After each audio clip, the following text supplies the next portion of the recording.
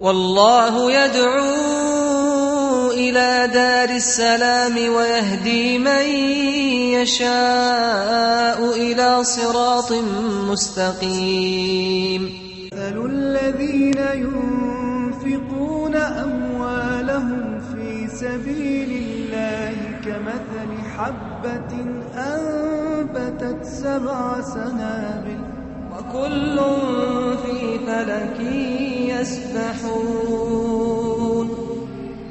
ويخلق ما لا تعلمون.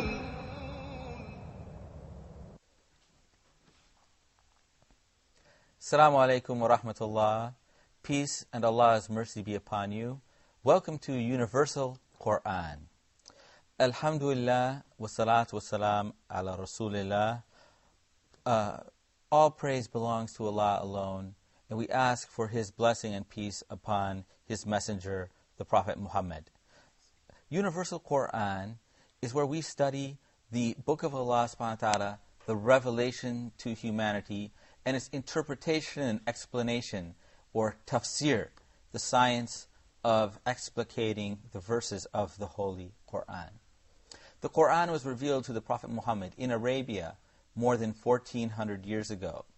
But it's not a new revelation or a unique book in the sense that it provided a message which had never been heard before.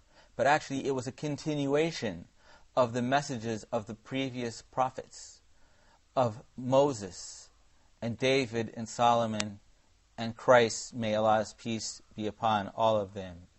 The Qur'an is considered the final testament, or the final revelation of Allah subhanahu wa ta'ala to mankind. Allah has safeguarded the message of the Qur'an so that nobody can change or add or subtract anything to that message. It's safeguarded within the hearts of those people who have learned it and memorized it, as well as within books and within, hopefully, the lives of the Muslim men and women who try to implement the life of the Qur'an in their daily lives. We're reading these days from the 30th or final section of the Holy Qur'an, Juz Amma, or Juz number 30. Today we're on chapter 95, At-Teen. And we're actually now precisely 2/3 of our way through the surahs of this section of the Qur'an. And we hope that these programs have been of benefit to our viewers.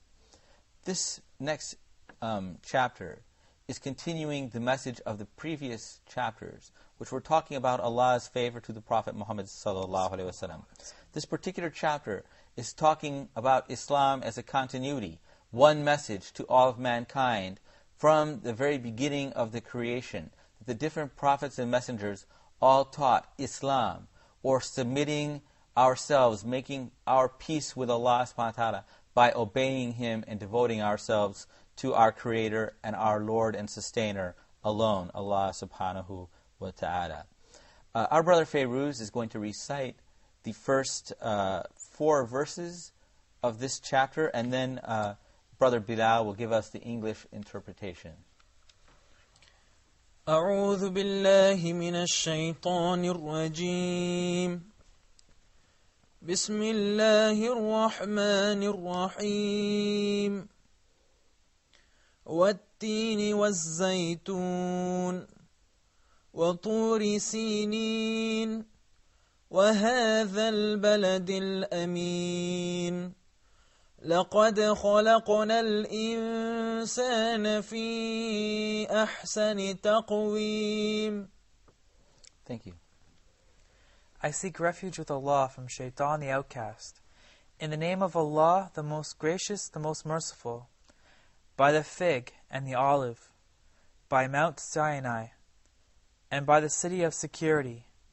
Verily, we created man of the best stature. Thank you. So Allah subhanahu wa ta'ala is calling to witness, making an oath to the truth of this message. And He is swearing this oath, or calling into witness, some aspects of His creation which reflect His kindness and compassion and care for all of humanity. Allah subhanahu wa ta'ala can call to witness any of His creation to His truth, as signs of the truth of His revelation. But as an act of worship, human beings are not allowed to make an oath or swear an oath by any other than Allah subhanahu wa ta'ala. So you can swear an oath in the name of your Creator as an act of worship, that you're saying that I call Allah as my witness that I'm speaking the truth. And so if you break that oath, then you will be punished. You're committing a great sin, and you will be punished on the Day of Judgment for breaking an oath. And so every Muslim has to be honest and swear true witness and not swear false witness. But we do not swear by anything other than Allah subhanahu wa ta'ala. Some Muslims will swear by the Prophet himself. And that is not allowed also, because the Prophet is a human being like ourselves, and we have no power over the Prophet to call him as our witness. Nor does he have the power to answer us. Only Allah subhanahu wa ta'ala has the power. Furthermore, we don't swear by the Kaaba or by any holy thing, but we swear only by our Creator and our Lord. So Allah is calling to witness some aspects of His mercy to mankind. Specifically in the first verse, وَالتِّينِ وَالزَّيْتُونِ, by the fig and the olive. The fig and the olive are two productive fruits which come from the land which is called Sham, the holy land of Palestine and the regions around the city of Jerusalem, or Masjid al-Aqsa, the farthest mosque. I would like to tell you a little bit. We can see the picture here of the compound of the Masjid al-Aqsa. This compound was originally established by Dawood alayhi salam, the prophet David, and was revealed by Allah subhanahu wa ta'ala. And he established this mosque several generations after Ibrahim or Abraham established the Kaaba. And he built the original mosque, Masjid al-Aqsa in Jerusalem. His son Sulaiman or Solomon built the mosque on that site. At the time of his father, at the time of David, it was only a tent. And so at the time of Sulaiman, a real actual mosque was built. But this mosque was destroyed in the time of after Jesus Christ, al-Masih alayhi salam. When Christ came to the earth, He had been promised by all the way from Moses' time that Allah would send a Messiah, a Masih, an anointed one who would guide His people to the true religion. And so Allah subhanahu wa ta'ala sent al-Masih alayhi salam to Jerusalem, and He bore witness of His message, and the people strived to kill Him, to slay Him, to crucify Him. But Allah subhanahu wa ta'ala did not allow them to debase and abuse His prophet, and He raised Christ up to heaven. But before that time, Christ promised that as a punishment to those people, the masjid that they had been built, that they had desecrated by rejecting the prophets and killing them and striving to kill Christ, that Allah would destroy it. And so in the year 70, the Roman Empire destroyed Jerusalem and the holy area of Masjid al-Aqsa. In the time of the Prophet Muhammad ﷺ, it was still in ruins. But Allah subhanahu wa ta'ala carried the Prophet ﷺ to the beautiful environs, which are now the place where the mosque has been rebuilt by the Muslims. And from the Masjid al-Aqsa, he met with the spirits of the previous prophets and led them in salat. And then Allah raised him up into heaven, and he witnessed great signs and wonders of the seven heavens. And he talked to Allah subhanahu wa ta'ala from beyond the veil. And so the light of Allah subhanahu wa ta'ala shone from beyond the veil. But the Prophet ﷺ did not see Allah, but he saw the light of Allah subhanahu wa ta'ala. And so Allah subhanahu wa ta'ala is calling to witness this sacred place of Jerusalem, the site of many of His favors, many, many different prophets that He sent to the tribe of Israel, as a warning to us and to everybody that if they reject the prophets of Allah subhanahu wa ta'ala, they too would be destroyed as those people were destroyed and as they were punished by Allah subhanahu wa ta'ala for their hard-heartedness and rejection of the prophets. In the second verse, Allah subhanahu wa ta'ala is calling to mention the mountain of Sinai. The mountain of Sinai is in the wilderness between Egypt and the holy land of Jerusalem. And in this wilderness, Allah subhanahu wa ta'ala revealed the Torah to His prophet Musa alayhi salam. The Sinai is in a wilderness because Moses was fleeing from the punishment of Pharaoh, from the armies of Pharaoh. And so he found security and safety in the wilderness of Sinai. And there Allah subhanahu wa ta'ala revealed to him in that isolated location the Torah. And then this secure city, which is the city of Makkah that we're seeing right now in the photographs. Like Sinai, Makkah was a wilderness. But unlike Sinai, instead of Makkah being a place for the isolated few people who could come to that area, where Moses was alone and stood with his Lord for 40 days while Allah revealed to him His message. Makkah was crowded with pilgrims from the time of Abraham or Ibrahim alayhi salam, making the annual pilgrimage to the holy house of Allah subhanahu wa ta'ala in Makkah. And so Makkah has from the earliest days been crowded with people, and yet is a secure city that is very hard for anybody to come and assault that city from far, far away without the people being prepared and able to defend themselves. So Allah subhanahu wa ta'ala promised to protect and secure this city for the visitors and those who live within it. And in fact, promised that everybody who comes to Makkah is equal in rights to those people who are from the city of Makkah. So, in contrast to Jerusalem, which was a city for the tribe of Israel to pray at and worship at, the city of Makkah was devoted to, for people, any tribe, any race, any religion could come to Makkah and embrace Islam and worship at that place. It wasn't for one particular tribe of people. So anybody of any nation to this day, if they will speak the words with sincerity, there is none worthy of worship except God, Allah subhanahu wa ta'ala, the creator of the heavens and the earth, I devote myself to worship to Him, and I believe in the message, in the messengership, the prophethood of Muhammad, then those people can come and make the pilgrimage and join with the millions of people who have been coming non-stop to the city of Makkah for all these generations and generations.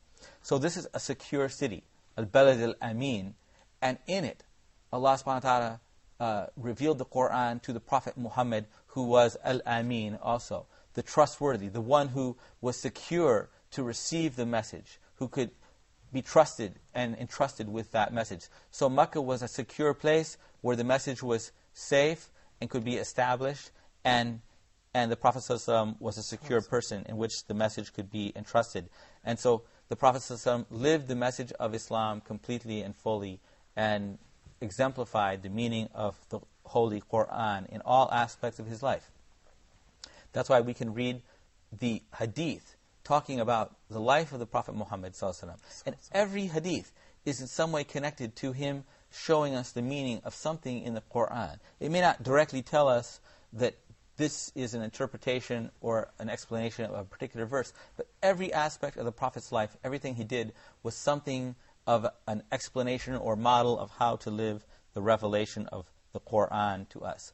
Allah subhanahu wa ta'ala is mentioning these three places because these three places are examples of Allah's revelation to humanity, that He is our Lord, our protector, who cherished us and sustained us. He did not abandon us. He did not simply leave us, that we would commit sins unknowingly out of ignorance and then punish us. But instead, He sent prophets and He revealed scriptures to us, and we should be thankful to Him that these holy places still stand to this day as symbols of Allah's munificence and beneficence to all of humanity. In tafsir, famous tafsir Ibn Kathir, one of the great scholars of the interpretation of the Holy Qur'an, mentions in this place that in the Bible, in actually the book of Isaiah, one of the books of the Torah or the Old Testament of the Bible, it mentions these three places, that Allah, in their explanation, appeared from Sinai and sent His revelation to Sair, which is Jerusalem, and to the Mount of Paran, which is Makkah. We will go now to a break, and we'll finish after the break with the rest of this surah. Assalamu alaikum wa rahmatullahi wa barakatuh. يهدي به الله من اتبع رضوانه سبل السلام. The Qur'an, the words of Allah subhanahu wa ta'ala, the miraculous words of Allah subhanahu wa ta'ala. Allah the Most High spoke the Qur'an. It's the thing between us and Allah subhanahu wa ta'ala. Are we given the rights of the Qur'an? Are you ready to stand in front of Allah subhanahu wa ta'ala in the Day of Judgment for the Qur'an to take us from our hands to the Jannah of Allah subhanahu wa ta'ala? Do we go through every verse in the Qur'an to get to know what Allah subhanahu wa ta'ala wants from us? Watch Huda TV, Qur'an in depth.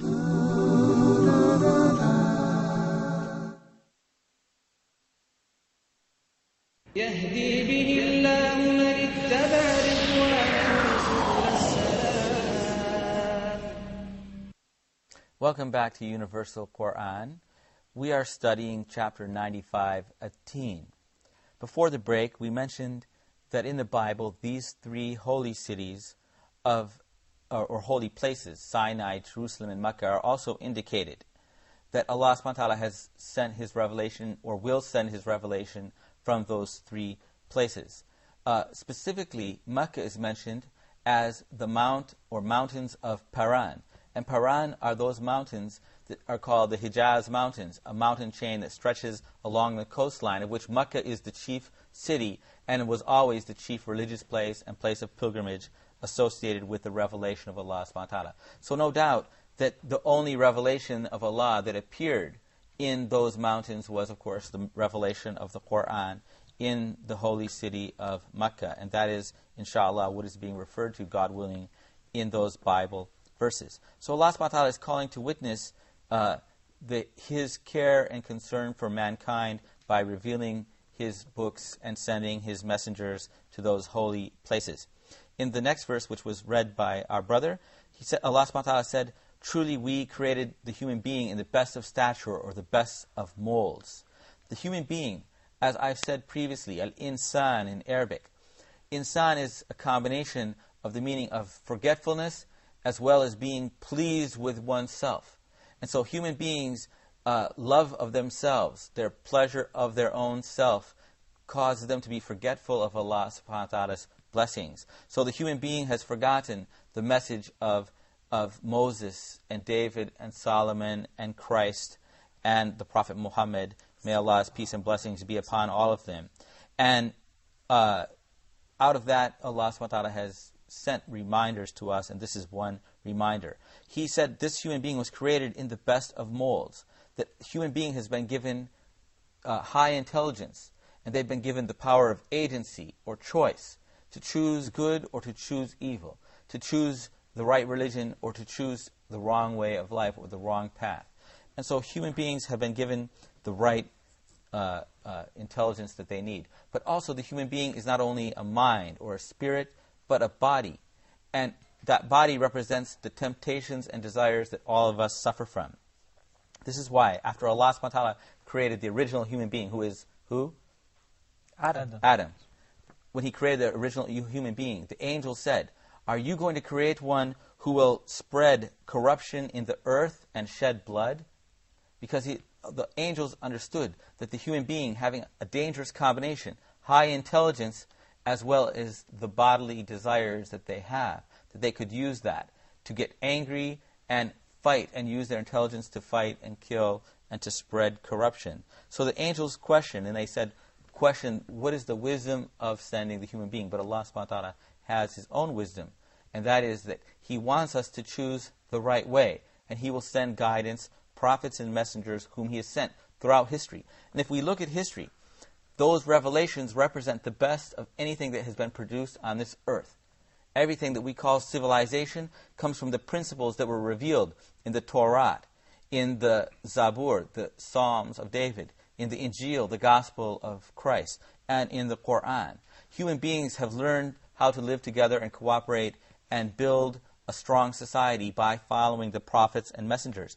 Every early ancient civilization claimed that their laws and principles were not their invention, but every one of them unanimously, whether you travel to ancient Egypt or ancient Mesopotamia or other areas of the Fertile Crescent, and all over the world they claimed that divine beings revealed to them their laws, and that was that Allah sent prophets and messengers to every people. But those people have gradually distorted the meaning of those messages. So instead of simply worshiping their Creator who sent the message, they took the prophets and the angels and righteous people of the past and elevated them up to the level of gods and venerated them and worshiped them instead of worshiping Allah subhanahu wa ta'ala. And that brings us to the next two verses, 5 and 6.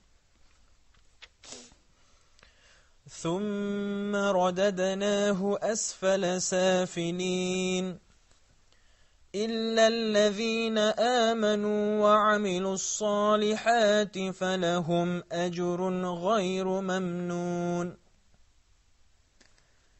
Then we reduce him to the lowest of the low, save those who believe and do righteous deeds. then they shall have a reward without end. So Allah subhanahu wa ta'ala said that after creating the human being in the best of forms, giving him intelligence, giving him his physical body, and the power to achieve his desires, if he desires evil, to achieve evil, and if he desires good, to do good. Then Allah subhanahu wa ta'ala reduced him to the lowest of the low. That means lower than even the inanimate objects, lower than the dumb beasts, as they call it, lower than the animals. Why? What makes a human being lower than the animals? By not acknowledging Allah's existence, or? That's part of it. But just the idea that if an animal does something that's disgusting or bad, we say, well, it's a dumb animal. Shoo.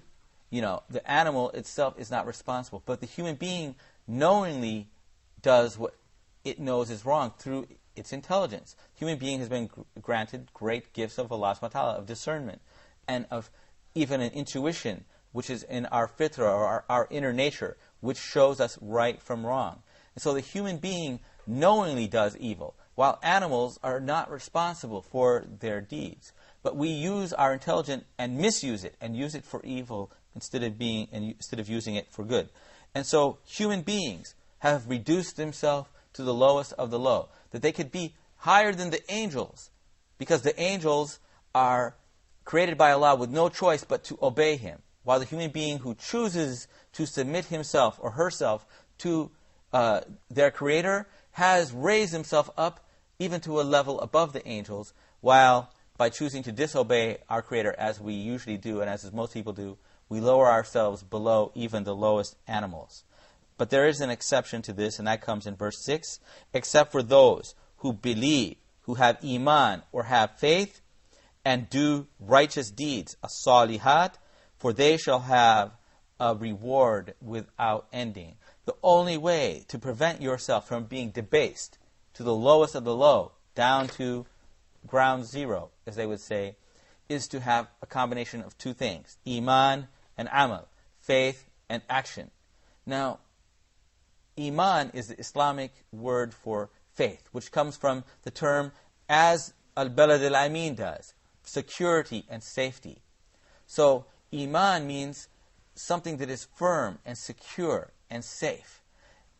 The belief within yourself in Allah subhanahu wa ta'ala, the belief and acceptance of His scriptures and His revelations to the prophets and through the angels, and belief in the Day of Judgment, resurrection, and Allah's power, Allah's qadr. All of these beliefs have to be firm in your heart so that they cause the heart to act. And so the heart isn't only an area of belief or thought or having an opinion, but it's an area of action.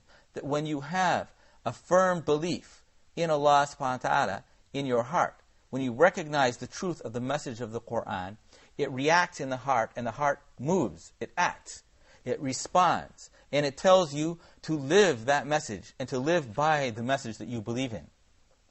Any person who really believes something acts according to that. If I believe that this stove here is hot, I'm not going to touch it. But if I believe that it's cold, then I will touch it. If I believe that it's going to rain, then I'm going to bring an umbrella with me. And if I believe it's sunny, I won't. So you can tell from every human being's actions what they believe inside. So you can't separate action from belief. And it's a concept which some people have gotten from actually the Apostle Paul in the Bible, where he says that religion is only faith and belief without any actions. And that if you have real faith, you don't need to act or believe or act according to the laws that were revealed by Allah to Moses or to Jesus. But that if you have faith, you don't have to follow any laws, that you have salvation automatically simply by having a belief in your heart. But that is not the Islamic concept. But the Islamic concept is faith and works. But Allah subhanahu wa ta'ala sometimes in the Qur'an mentions them together as two separate things. In this case, iman or faith means the beliefs in the heart, while the actions, the outward actions of iman, the outward actions reflect and follow the inward actions of belief, are the righteous deeds, doing those things which are pleasing to Allah subhanahu wa ta'ala. Those things last forever. Whatever Allah is pleased with has an eternal value in paradise. It doesn't mean just praying and fasting and religious rituals, but all aspects of your life by implementing the high moral standard of the Islamic Sharia or teaching to every aspect of your life. Let's read the last two verses of this. فما يكذبك بعد بالدين أليس الله بأحكم الحاكمين. Then what causes you to deny the recompense of resurrection? Is not Allah the best of judges?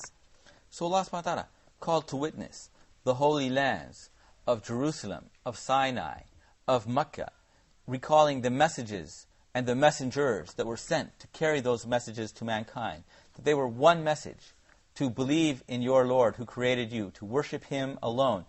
Worship Allah subhanahu wa ta'ala sincerely as Allah has dictated to us through the prophets. We can't simply desire to worship, but we have to worship the way Allah subhanahu wa ta'ala wants us. Because we're His servants, that means a servant does what his master tells him, not what the servant wants. So the servant, the cook of the king, cooks the food that the king wants, not what the cook desires. And so we're Allah's servants. We do for Allah subhanahu wa ta'ala what He demands. If we want to be the lowest of the low, then we will ignore that message. But if we will follow that message, Allah subhanahu wa ta'ala will raise us up to a reward that is eternal and everlasting. Then Allah says to those unbelievers in the holy city of Mecca where these verses were revealed, then what causes you to deny the day of judgment, recompense? That there's a cause and effect. If you do bad, you're going to get hurt. You're going to get punished for doing bad. And if you do good, you will be rewarded in this life or the hereafter. Is it possible that Allah subhanahu wa ta'ala didn't just leave us to be barbarians? We're not, as people imagine, cave people running around savagely throughout the world. But Allah sent messages to mankind, to these holy places. And that started a spark. And civilization developed.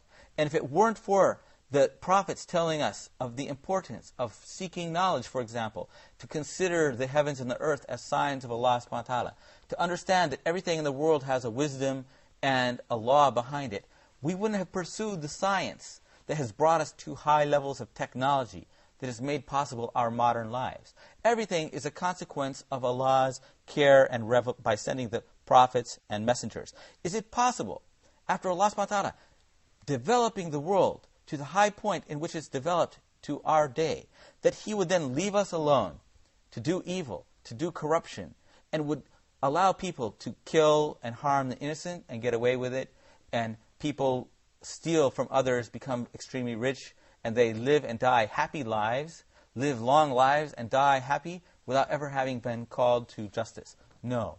There must be a day when everybody will stand in account before Allah subhanahu wa ta'ala, and that is the essence of faith. You cannot have faith without a belief in Allah's justice. That's all we have time for today. Thank you for joining us in the Universal Qur'an. Wassalamu alaikum wa rahmatullahi wa barakatuh. وترى الجبال تحسبها جامدة وهي تمر مر السحاب صنع الله الذي أتقن كل شيء إنه خبير بما تفعلون مثل الذين ينفقون أموالهم في سبيل الله كمثل حبة أنبتت 7 سنابل وكل في فلك يسبحون